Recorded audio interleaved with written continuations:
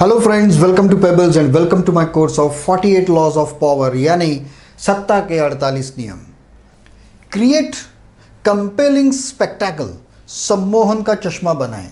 हिंदी में उन्होंने कहा है कि सम्मोहन का चश्मा लगाइए। उसका मतलब ये होता है कि लोगों को शब्दों से ज़्यादा जो दिखाई देता है उसके ऊपर लोग ज़्यादा विश्वास रखते हैं। अगर आप जर्मनी सेकेंड वर्ल्ड वॉर के टाइम हिटलर का समय अगर आप देखोगे तो वहाँ भी स्वस्तिक का प्रतीक बनाया गया था और उन प्रतिमाओं को उन प्रतीकों को बहुत बड़ी मात्रा में यूज़ किया जाता था। आज ऐसे सारे प्रतीक आप जगह जगह पर देख सकते हो, जगह जगह पर। इतना क्या है, सी दिस, ये भी एक प्रतीक ही है। ये एक हमारे हिंदू धर्म का एक शिव जी का एक प्रतीक ही है। ये माला भी एक प्रतीक है। Never neglect the way you arrange things visually. जैसे हमने किसी लास्ट लॉ में देखा था कि राजा अगर आपको बनना है तो राजा की तरह रहना सीखो। उसी तरह से आपका जो अपीयरेंस है उसके लिए आपको बहुत जागरूक रहना पड़ेगा। चलो मैं आपको एक बहुत ही मज़ाकिया एक बात बोलता हूँ कि चलो इमेजिन कर लीजिए, हमारे पंतप्रधान जो है नरेंद्र मोदी, हमारे पंतप्रधान जो है वो हमेशा एक पर्टिकुलर गेटअप में होते हैं। आप इमेजिन कीजिए कि मोदी जी ने एक टी शर्ट पहनी है, फंकी टी शर्ट पहनी है और फंकी जीन्स पहना है और यहाँ पे टैटू निकाला है और ऐसे बाल गोल्डन किए और रिबन को लगा के घूम रहे। कैसा लगेगा आपको? कैसा लगेगा? क्या ऐसे किसी आदमी को आप प्रधानमंत्री देश का सिलेक्ट करोगे? नहीं करोगे। तो ये होती है जो आपका अपीयरेंस होता है, वो जो प्रतीक होता है उसकी ताकत।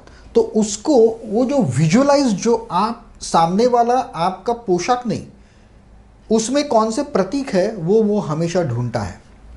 ओके, अगर कोई लड़की है वो यहाँ पे मतलब अलग अलग जगह पे टैटू या जो पिन्स लगाती है तो हम क्या कहते हैं, ये तो बहुत मॉडर्न है, ये ऐसा कहा जाता है।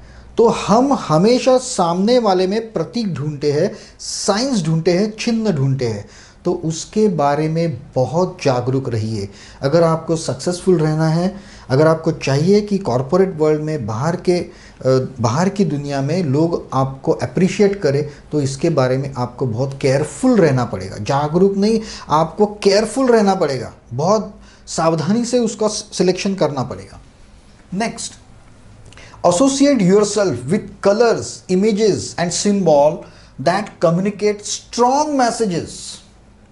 जैसा मैंने तुलसी की माला के बारे में कहा, आपको पता है कि अगर आप महाराष्ट्र में या साउथ में या कहीं भी इंडिया में लगभग आप कहीं भी हो तो ये तुलसी की माला बहुत ही पवित्र समझी जाती है और उस तुलसी की माला से जुड़ा हुआ आदमी हमेशा विश्वसनीय माना जाता है।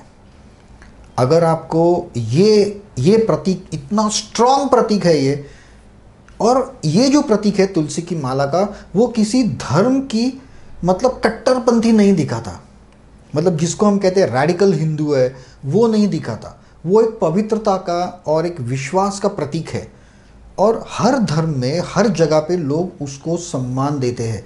लेकिन वही आप अगर फॉरेन में, अमेरिका में पहनोगे तो उसका कुछ मतलब नहीं होगा, क्योंकि उन लोगों को पता ही नहीं है कि वो है क्या।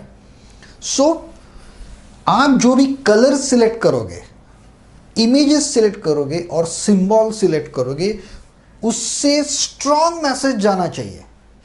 क्यों? मुल्ला मौलवी है, चर्च के फादर्स है, हिंदू मंदिरों के प्रीस्ट है, वो एक पर्टिकुलर कलर और एक पर्टिकुलर सिंबल्स क्यों धारण करते हैं? उससे एक स्ट्रॉन्ग मैसेज समाज में जाता है, सामने वालों के मन में जाता है।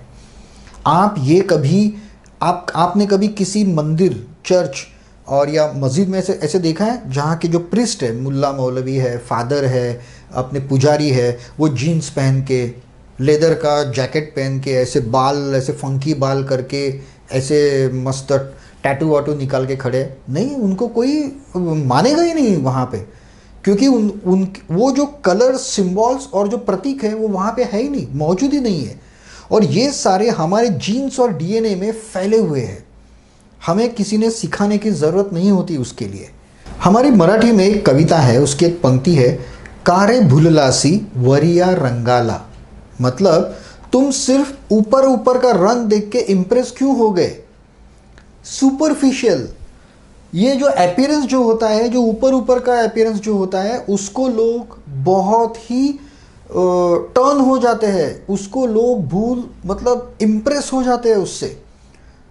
कई बार नहीं, मैं तो कहता हूँ 100 टाइम्स ऐसा होता है।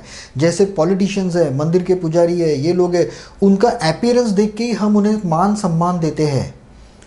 डॉक्टर्स, स्टेथोस्कोप, अगर एक गवर्नमेंट हॉस्पिटल है और बहुत भीड़ है वहाँ पे और अंदर जहाँ वहाँ जाना मुश्किल है, आपने कई फिल्मों में देखा होगा, आप एक एप्रन पहन लीजिए, गले में स्टेथोस्कोप डाल दीजिए, एक छोटा सा चश्मा लगा दीजिए, आपका अपीयरेंस पूरा चेंज हो गया और आप कहीं भी जा सकते हैं, कोई आपको कुछ नहीं पूछेगा।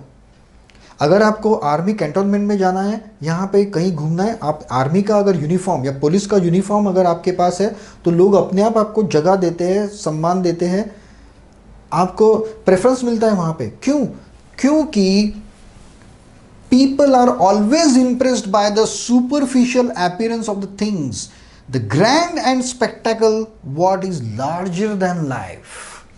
वो जितना ग्रैंड और स्पेक्टेकुलर होगा उतना ही अच्छा है।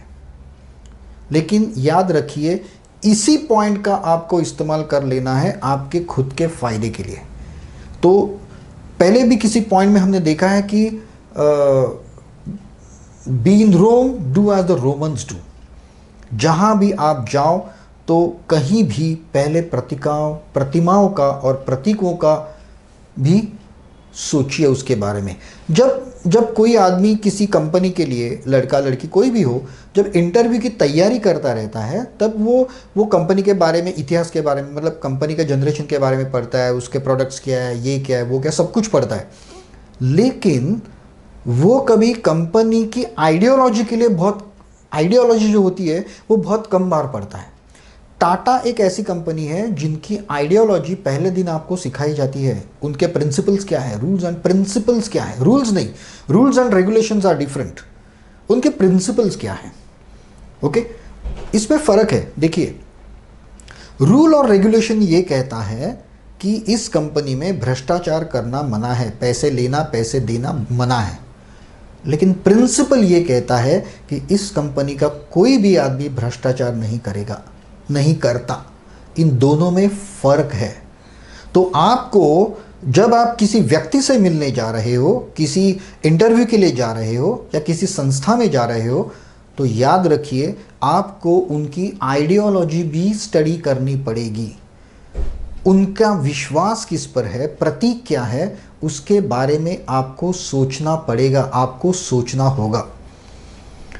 तो ये कहता है कि appearance is everything, always impressed by the superficial. आप देखिए, आप एक साधु संत महात्मा है, आप किसी को फंसाते नहीं है, भ्रष्टाचार नहीं करते, कुछ भी नहीं करते, लेकिन अगर आपके कपड़ों से वैसा नहीं दिख रहा है, फॉर एग्जाम्पल आप एक फटी हुई जीन्स और एक फंकी जैकेट और ऐसे जो नए स्टाइल के बाल है जिसमें कलर किया हुआ है और ऐसे अंगूठिया ब्रेसलेट्स और टैटू बिटू निकाले, तो कौन आपको कहेगा कि आप में ये सब क्वालिटीज़ है? कोई नहीं कहेगा।